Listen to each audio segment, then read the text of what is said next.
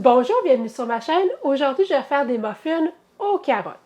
Ce sont des muffins parfaits pour le déjeuner ou encore comme dessert.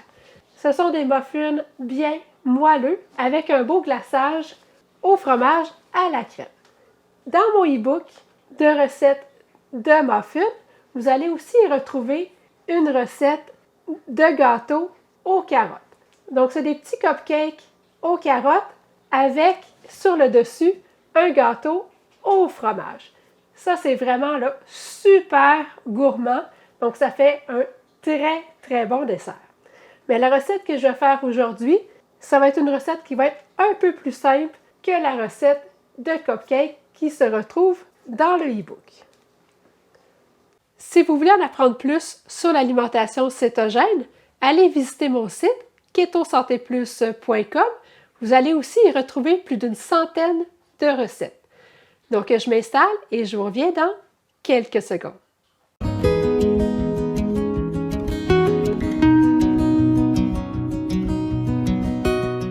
Je vais commencer par préchauffer le four à 350 degrés Fahrenheit. Dans un bol, je vais mettre 3 œufs. C'est important que ce soit des œufs température pièce parce qu'on va utiliser de l'huile de coco fondue. Donc, si mes œufs sont trop froids, mais l'huile de coco va se solidifier, donc je vais avoir des morceaux d'huile de coco. Donc, 3 œufs, température pièce. Donc, moi, j'ai des poules, donc mes œufs sont toujours gardés sur le comptoir. Donc, je ne les mets pas au réfrigérateur.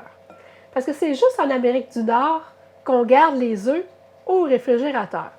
Parce qu'en Amérique du Nord, les œufs sont lavés. Donc, une fois lavés, on n'a pas le choix. Les œufs doivent être gardés au frigo. Mais moi, comme j'ai mes poules, je ne lave pas mes œufs. Comme ça, je peux les garder température pièce. Parce que quand la poule pond son œuf, il va avoir une couche de vernis qui va être déposée sur l'œuf. Et puis, cette couche de vernis-là vient tout bloquer les pores de l'œuf. Donc, il n'y a aucune bactérie qui peut rentrer à l'intérieur. Mais quand on lave les œufs, ça enlève la couche protectrice. Donc, à ce moment-là, on n'a pas le choix de les garder au réfrigérateur parce que là, les bactéries pourraient rentrer dans l'œuf. Je vais ajouter une demi-tasse d'érythritol.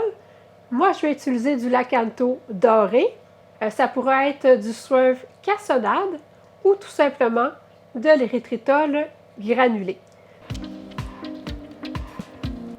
1/3 de tasse de lait végétal. Donc, ça peut être du lait d'amande, du lait de coco. Donc, allez-y avec ce que vous avez. 1/3 de tasse d'huile de coco fondue. Et puis, il faut le mesurer une fois fondu.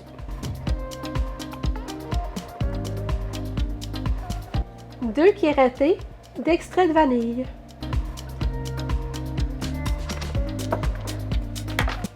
Et puis, je vais brasser.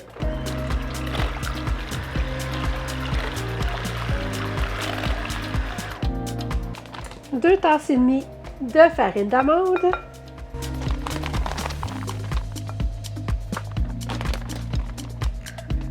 Deux cuillerées de poudre à pâte.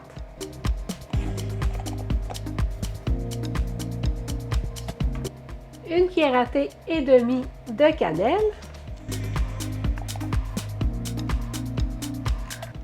1/4 de cuillerée de muscade, une demi-cuillerée de gingembre moulu, 1/4 de cuillerée de sel.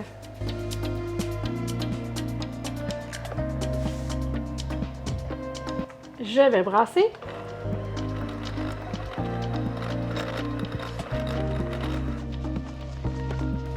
Je vais ajouter une tasse de carottes râpées, une demi-tasse de bacon haché. Je vais bien intégrer ça à ma pâte.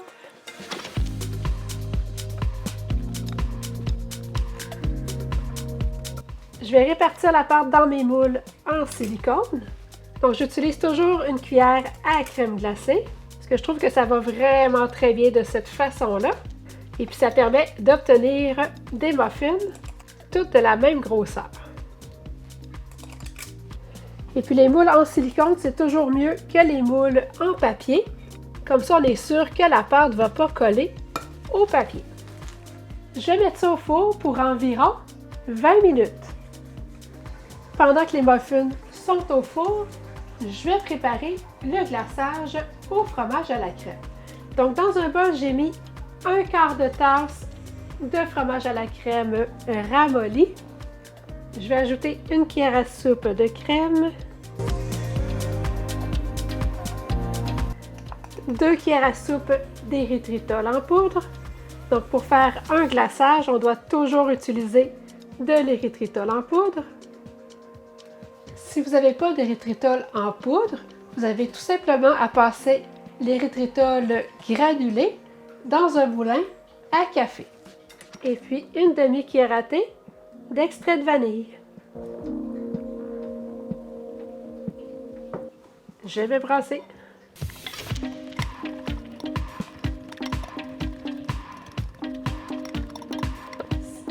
Donc, si vous voulez servir les muffins aux carottes comme dessert, vous pouvez doubler le glaçage. Mais moi, j'aime ça juste une petite touche de glaçage. Je vais mettre ça de côté parce que je vais devoir attendre que les muffins soient bien refroidis avant de pouvoir mettre le glaçage. Mes muffins viennent de sortir du four. Finalement, je les ai laissés cuire pendant 25 minutes. Donc là, la cuisson, elle est vraiment parfaite. Donc, il me reste juste à les laisser refroidir. Les muffins ont maintenant refroidi, donc je vais pouvoir mettre le glaçage.